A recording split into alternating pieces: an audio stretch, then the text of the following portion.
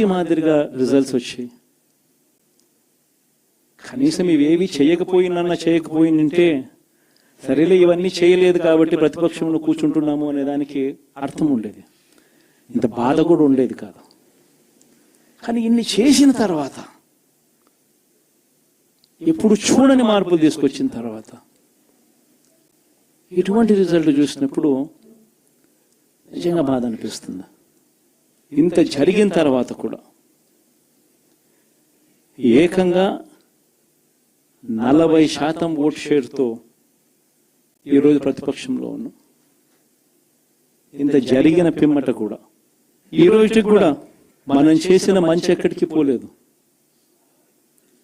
మనం చేసిన మంచి ఈ రోజుకి కూడా ప్రతి గడపలోనూ కనిపిస్తుంది, ప్రతి కుటుంబానికి తెలుసు. ఇంతకు ముందు గతంలో ఎప్పుడు జరగని విధంగా నా కుటుంబానికి, నా ఇంటికి మంచి జరిగింది, అది వైఎస్ఆర్సీపీ పాలనలోనే జరిగింది అన్నది ప్రతి ఇంటికి తెలుసు. ఆ చేసిన ఆ మంచి ఎక్కడికి పోలేదు. ఆ మంచి ఎప్పటికీ మనకు శ్రీరామ రక్షగానే బ్రతికే ఉంటుంది. మనం చేసిన ఆ మంచి బ్రతికే ఉంది. విశ్వసనీయతకు అర్థం చెబుతూ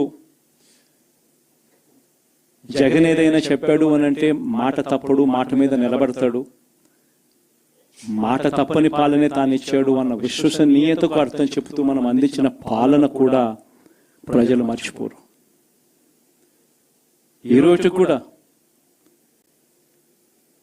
ఈరోజు ప్రతిపక్షంలో ఉన్నా కూడా నేను చెప్తా ఉన్నా, గర్వంగా కూడా చెప్తా ఉన్నా, ఈ రోజు కూడా జగన్ అబద్ధాలు ఆడడు, జగన్ మోసం చేయడు. మళ్ళీ చంద్రబాబు చెప్పిన మాదిరిగానే అంతకన్నా ఎక్కువ అబద్ధాలు మనం చెప్పుంటే బాగుండేదేమో, ఆ 10% మనతోనే నిలిచి ఉండేవాళ్ళేమో, అలా చేసుంటే బాగుండేదేమో అని చెప్పి కూడా చాలా మంది కనిపించవచ్చు కూడా.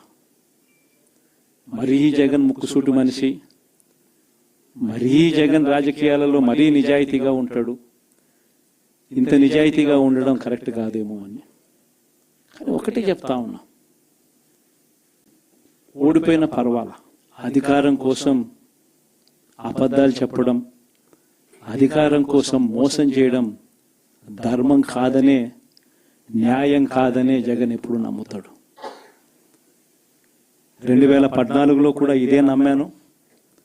సాధ్యం కానిది సాధ్యం కాదు అని నేను చెప్పాను. చంద్రబాబు నాయుడు ఏమో వ్యవసాయ రుణాలు మాఫీ దగ్గర నుంచి అన్నీ కూడా చేస్తానని చెప్పి, ఆ తర్వాత మళ్ళీ 2019 వచ్చేసరికి చేయక ప్రజలు రెట్టించిన ఉత్సాహంతో మళ్ళీ మనల్ని తీసుకొచ్చారు. మళ్ళీ ఈరోజు కూడా అదే జరుగుతుంది.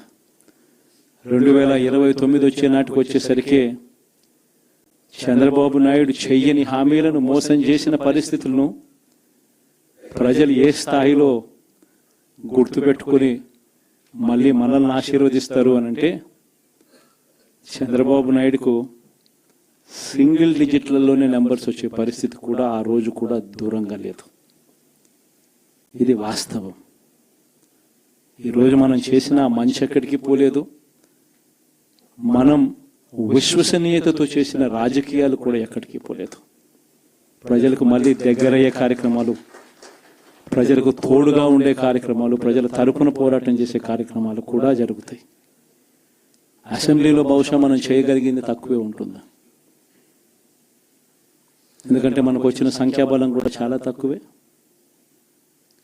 పైగా కౌరవ సామ్రాజ్యం లేకపోతా ఉన్నాం.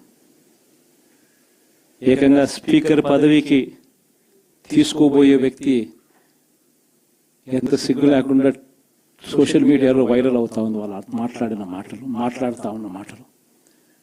ఒకడంటాడు జగన్ ఓడిపోయాడు, ఇంకా చనిపోలేదు అని ఒకడు అంటాడు, ఇంకా చావలేదు అని ఒకడు అంటాడు, ఇంకొకడు అంటాడు చచ్చేదాకా కొట్టాలి అని ఇంకొకడు అంటాడు. నిజంగా ఇలాంటి కౌరవ సామ్రాజ్యం